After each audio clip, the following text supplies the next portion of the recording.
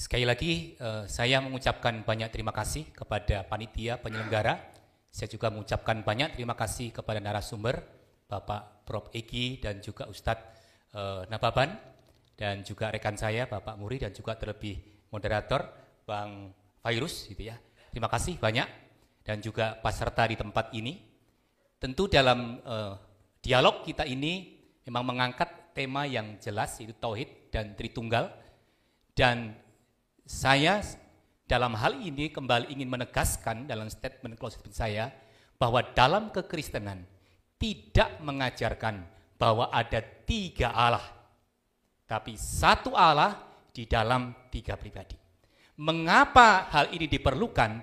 Dalam konteks jelas dalam iman kami, dalam konteks bagaimana mengasihi dunia untuk menyelamatkan manusia yang berdosa. Dan oleh karena itulah mengapa hal ini menjadi penting di dalam iman kami, karena memang ini menjadi sebuah kebutuhan mutlak yang bisa tidak ditolak oleh dunia dan manusia yang telah jatuh ke dalam dosa. Oleh karena itu, dalam hal ini tentu di dalam kekristenan juga menerima berbagai macam masukan-masukan ataupun dalam berbagai macam dialog ini, hal-hal yang dapat membuat saya sendiri sebagai orang Kristen harus juga semakin memahami tentang bagaimana iman dari saudara saya yang lain, dan itulah wujud saya harus menghargai mereka. Dan silahkan, karena itu memang juga iman dari kita yang memang dalam posisi yang berbeda, itu hal yang biasa.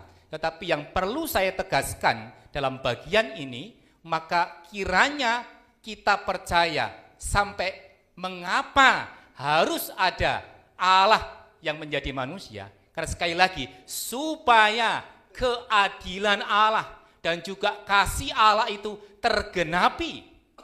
Dan oleh karena itu, karena manusia berdosa tidak mungkin menyelamatkan manusia yang berdosa, maka perlu ada manusia yang tidak berdosa.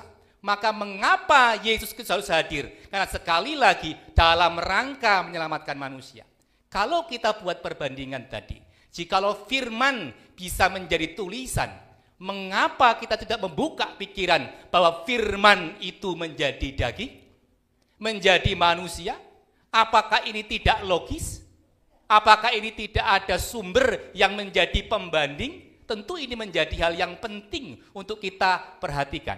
Dan bagian terakhir saya dalam closing statement ini, saya ingin membacakan satu bagian yang memang disampaikan oleh Lukas sebagai penulis 2 kitab, yaitu Injil Lukas dan juga Kisah Para Rasul, bahwa ketika ia meneliti dengan sungguh-sungguh tentang siapakah Yesus dan bagaimana Allah menyelamatkan manusia, maka Lukas menuliskan satu bagian di dalam Kisah Para Rasul, yaitu pasal yang ke-4 ayat yang ke-12 yang mengatakan begini: tidak ada keselamatan di dalam siapapun juga selain di dalam Dia, sebab di bawah kolong langit ini tidak ada nama lain yang diberikan kepada manusia yang olehnya kita dapat diselamatkan. Dan itu sekali lagi dalam konteks ini